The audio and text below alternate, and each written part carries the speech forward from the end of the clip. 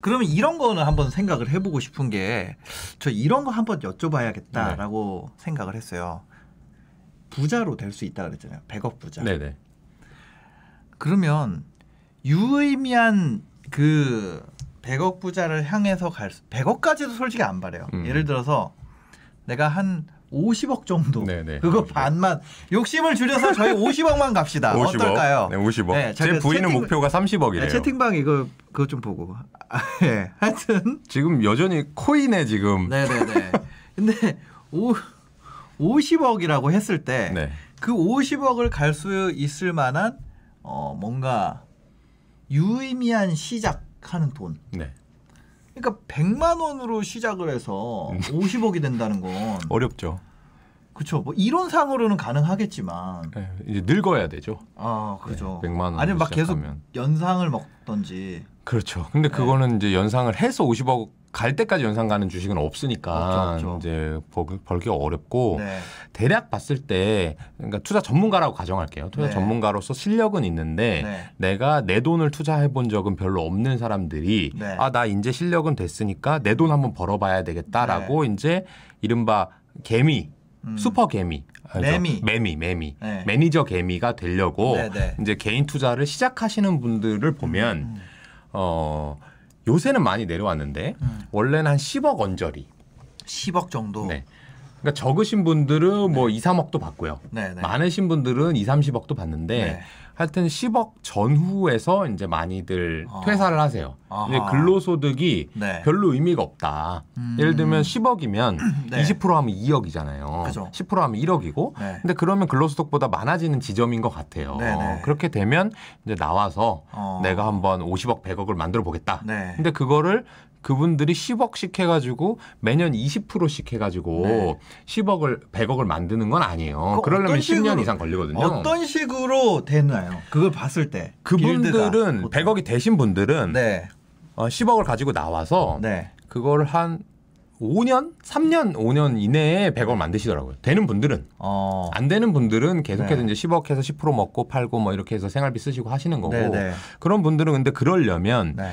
2, 3년에 10배가 날려고 하면 네. 반드시 레버리지가 필요합니다.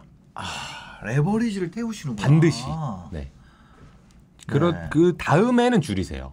이게 수주 아까 말씀하신 한 50억 이상 되고 나면 네. 굳이 내가 레버리지로 해서 200억 만들어 봐야 뭐가 달라질까? 뭐 이 정도면 됐다라고 생각하시는 분들 레버리지를 줄이시고 네네. 좀 분산 투자도 하고 그러시는데 네. 그 전 단계에서는 종목이 끽해야 뭐 서너 개, 뭐 한두 개에 몰빵하시는 분들도 꽤 있고요. 네네. 그런 상황에서 레버리지를 뭐 최소 100%, 200%씩은 10억 가지고 나오면 한 30억을 투자하는 거예요, 실제로는. 몰빵에 2배를 한다. 네.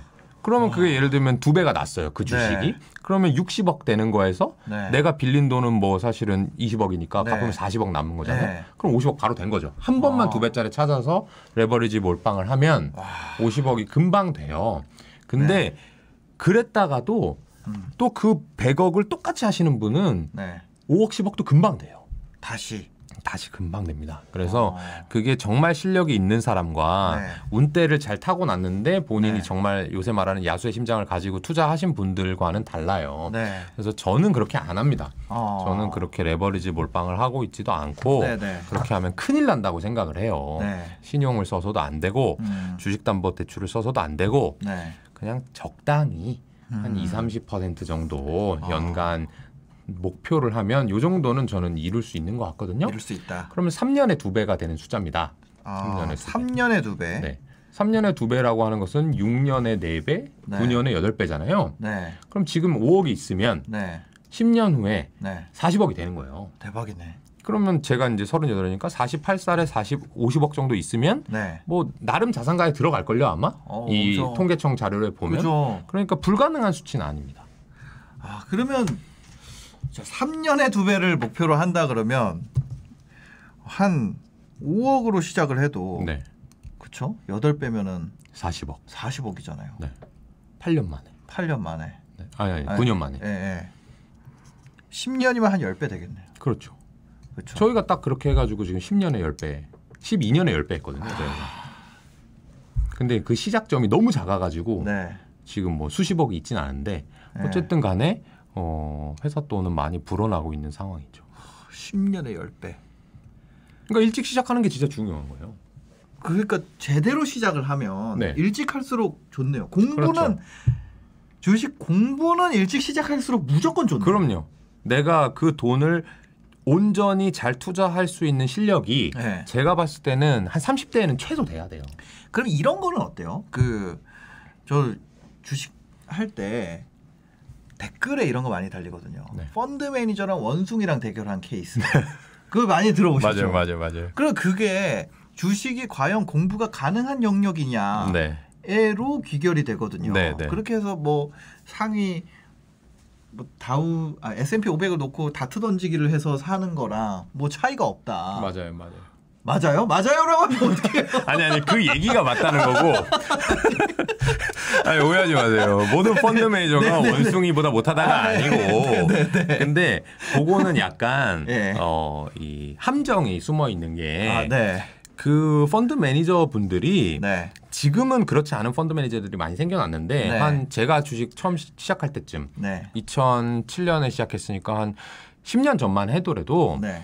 이렇게 무조건 돈을 번다 지수랑 상관없이 이렇게 투자하시는 펀드 매니저가 거의 없었고요. 네. 그냥 윗분들한테 배운 건 뭐냐면 코스피를 따라가야 되고 코스피보다 좀 잘하면 이런 거였거든요. 네네. 그러니까 코스피를 따라가는 게 지상 과제예요. 펀드 매니저들의 그 목표 자체가. 네. 그러면 그 평균이잖아요. 평균. 네. 근데 우리나라 지수도 그렇고 뭐 미국 지수도 그렇고 그렇게 많이 오르거나 그렇지 않단 말이에요. 네네. 그러니까 원숭이가 던졌을 때 잘 던지면 절반 이상 맞추면 네. 지수보다 잘할 수도 있었던 거고. 근데 그런 사람이 그럼 돈을 벌었냐? 네. 그렇지 못하죠. 그런 사람이 돈을 버는 거는 언제냐면 네. 뭐 지금에 말하자면 베트남, 뭐 인도네시아 같이 그 네. 경제 성장 자체가 엄청나게 높을 때 네. 경제 성장률 이상으로 지수가 오르고 모두가 돈을 벌 때는 그렇게 될 수 있는데 네네. 우리나라처럼 성숙 경제가 된 다음에는 지수를 따라 가지고는 돈을 못 벌고 네. 돈 번 사람들 제가 아까 말씀드린 그 100억 부자분들은 네. 지수를 따라서 투자를 절대 안 합니다. 지수 투자가 절대 아니다. 절대 안 해요. 절대. 한 삼성전자에 명도 못 보셨어요? 그걸로 100억 번 사람이요? 한 명도 못 지수 벌었어요. 투자로. 한 명도 못 봤어요. 삼성전자 몰빵으로 버신 분들 그러니까 몰빵만으로 100억을 만들진 않았지만 네네. 100억 부자 중에 삼성전자를 몰빵하시는 분들은 있는데 네. 지수를 사는 사람은 한 명도 없어요. 한 명도 없어요. 절대 그렇게 지수로 부자. 100억이 될 수 없구나. 이 15년 동안 코스피가 50% 올랐다니까요. 15년 동안? 아니 이렇게 할 수 있잖아요. 저희가 갖는 상상. 레버리지로 상승 먹고 아, 인버스로 하락 먹고 계속 먹는 거야. 계속. 그럴 수 있죠. 근데 그거는 못 맞춰요. 그거 못 맞추죠. 지수는 못 맞춰요. 지수를 맞춘다는 거는 네. 우리나라 경제 자체를 예측해야 되는 건데 네. 사실 우리나라에서 경제 가장 잘 예측하는 게 예를 들면 한국은행, 뭐 기획재정부, 네. 뭐 이런 분들일 거 아니에요. 그분들이 매번 수정안을 내놓잖아요. 네. 1년 동안. 네. 그분들도 못 맞춰요. 모든 정보를 다 갖고 있어도. 네. 그러면 일개 펀드 매니저가 어떻게 경제를 다 맞춥니까? 절대 못 맞추고요. 네네. 다만 그렇게는 할 수 있어요. 너무 저평가됐거나 너무 고평가되면 네. 말하자면 우리나라 지수의 한 15%가 삼성전자인데 나머지 그냥 뭐 모르겠고 삼성전자 너무 싼 것 같아. 네. 그럼 삼성전자 2배 오르면 지수가 15% 오르겠지. 뭐 이 정도는 할 수 있는데 그럴 네. 바에는 삼성전자 사면 100% 먹는 건데 지수 사서 15% 먹을 이유가 없잖아요. 그죠. 그래서 주식으로 돈 번 사람 중에 지수를 베팅하는 그런 사람은 제가 본 바가 없습니다. 돈 번 사람 중에 지수 플레이로 돈 번 사람은 없다. 네. 번 다음에 할 수는 있어요. 번 다음에. 네. 그러니까 이게 참 주식이라는 게 내가 이 시장에서 바라는 바가 무엇이냐에 따라서 네. 굉장히 그 보여주는 얼굴이 다른 것 같아요. 그렇죠.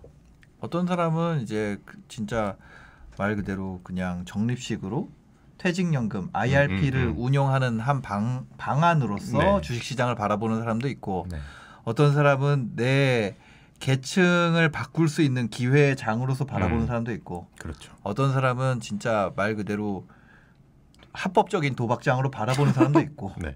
그 각자 보는 방식에 따라서 네. 시장은 그렇게 되는 것 같아요. 그냥. 그렇죠. 그래서 저는- 보는 방식을 바꾸는 게 중요한 거예요. 보는 방식. 그렇죠. 예. 저는 이제 돈 벌어 가지고 네. 더 지금보다 부유한 삶을 사는 것도 당연히 목표 중에 하나인데 네. 저는 이제 주식을 그렇게 바라보는 거예요. 내가 어떤 생각을 가지고 있는데 네. 그 생각이 사실일까? 내가 정말 잘 예측했을까라고 하는 입증. 나는 똑똑해라고 하는 검증. 그런 것들의 하나의 일환으로 하는 것 같아요. 일종의 게임인 거죠.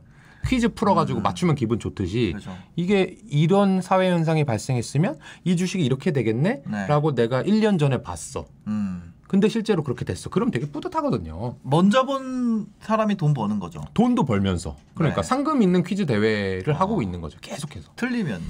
틀리면 돈을 잃는데 다만 이제 그런 거죠. 예를 들면 퀴즈 대회에 나갈 때 뭐 그런 것도 있죠. 뭐 이제 번 거를 토해내야 되는 퀴즈 대회도 있는데 예를 들면 맞춘 사람은 상을 주고 틀린 사람은 그냥 집에 가는 그런 대회들도 많잖아요. 그런 거면 저 하는 거랑 마찬가지인 거죠. 안전하게 주식을 쌀 때 잘 고르면 맞추면 돈을 벌고 틀리면 돈을 잃진 않고 다음 기회에 꽝 다음 기회에 나왔다고 해가지고 제가 뭐 돈을 잃는 건 아니니까 그죠. 그런 마음가짐으로 주식을 하고 있어요.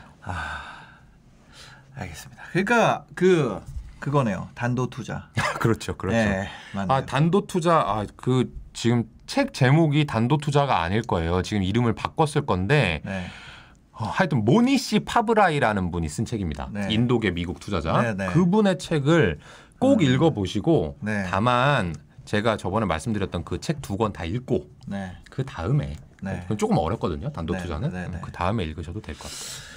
알겠습니다. 그 전에 읽어야 될 책은 아마 이 책이 아닐까. 부자들은 그렇죠. 한 권을 읽는다면 이거 김현준 대표님이 쓴 책이에요. 한 권. 아니 이걸 누가 여기다 갖다 놨나? 이거 제가 이렇게 접으면서 읽고 있습니다. 이렇게. 제가. 근데 감사합니다. 사실 근데 이 책에 있는 내용 다 여기서 얘기하고 있어요. 그렇죠. 제가 머릿속에 주식하면서 15년 동안 쌓은 내용을 이제 쓴 거기 때문에. 하여튼 알겠습니다. 여기서 왜 부끄러움은 우리의 몫인가? 하여튼 알겠습니다. 요거를 내려놓도록.